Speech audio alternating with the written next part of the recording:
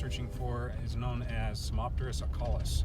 Its common name is plain spring parsley. It's kind of like searching for treasure. I've been looking around for several minutes for this plant, and I finally found some great examples. I'm going to show you one in particular that's here in this anthill. So you'll notice that this plant has the usual parsley shape to the leaf, and also if you look closely at the flowers, you have the usual compound umbel. Those are two characteristics you look for when you're trying to identify a plant in the parsley family. This plain spring parsley is absolutely delicious. Specifically, I wanted to address the taste of the leaf. The leaf itself has a parsley flavor to it. If you've ever tried the leaves of carrots, or parsley for that matter, that you might buy in the store, it has that flavor, but in addition to that, the leaf also has an anise or licorice flavor to it. You would think for such a diminutive plant that this would have a small root, but the reverse is actually true. This has actually a substantial root that is filled with starches and other nutrients. And growing right next to this plant, you can just barely see the leaves of some emerging wild onions. I will be doing a series on wild onions here in the future, addressing all the various species that grow in the region in which I live. I wanted to show you another example of the plant here.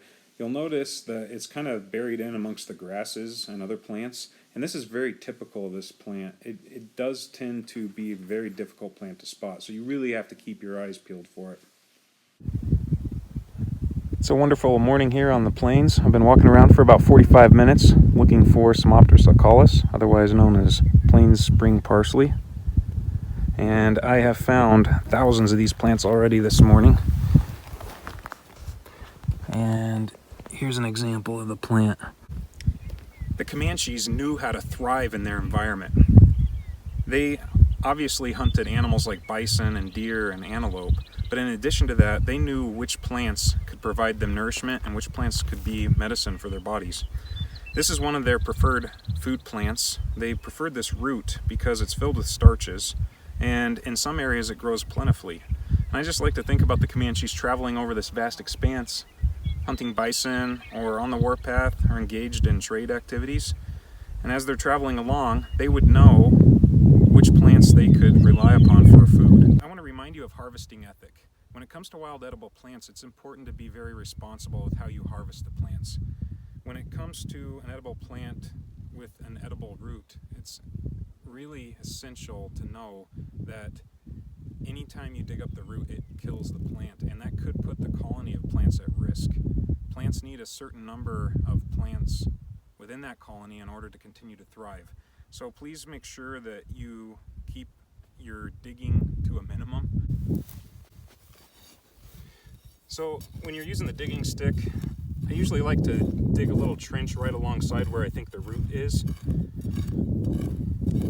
And you'll notice that this soil is very sandy, so it's fairly easy to dig in it. Some soils are very difficult to dig in. But then after I've dug down about 2 to 3 inches, I will stick my digging stick down and then kind of just begin to pry a little bit to loosen the soil a little more around the plant. And then sometimes I need to work around the plant a little bit, just due to the fact that the soil stays firm on the other sides and can make it difficult to extract the root.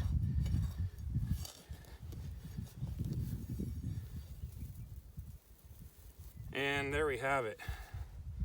You will notice that this root has what I refer to as a skin on it. I will have to remove that before eating it or before preparing it for cooking. Here's a close-up of the plant.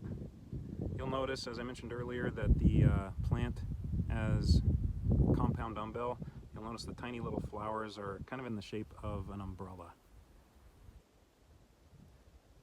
And you'll also notice that the leaves are very green, whereas compared to the Smopterus montanus, the leaves of the Smopterus montanus are more bluish in color.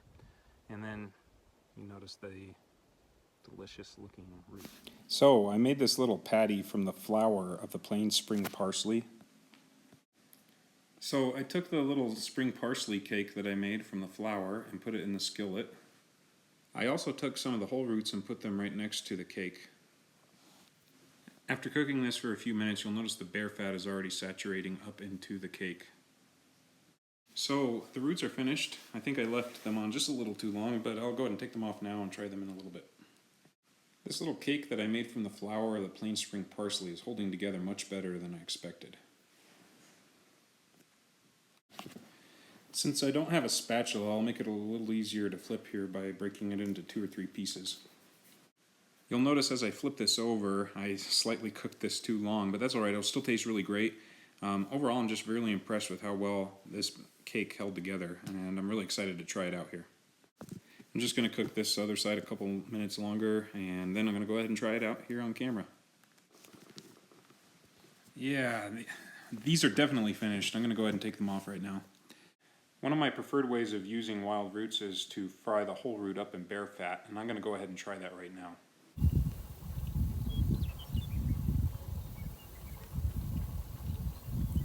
That is so incredibly delicious. This is absolutely exceptional. This is definitely one of my favorite wild edibles. I haven't actually tried it boiled before, and this is supposed to be one of the better ways.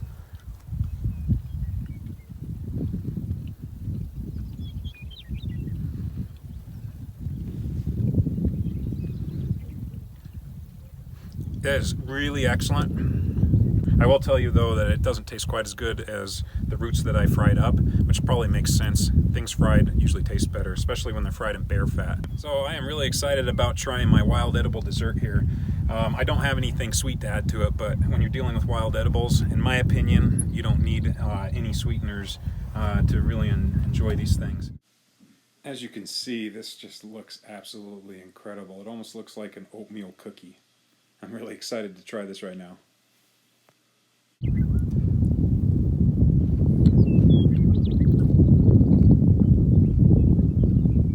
Wow. That is so out of this world exceptional. I mean, honestly, it does taste like it would be a dessert. I mean, I wouldn't say it tastes like a sweetened dessert that we might make with sugar, but it definitely has some of the natural sugars that are already in the root, and it is absolutely incredible. That is one of my favorite things I've ever tried with wild edible plants. I'm gonna go ahead and finish enjoying this delightful wild edible feast. If you like this video, please subscribe to my channel and like the videos, and I'll have more coming at you.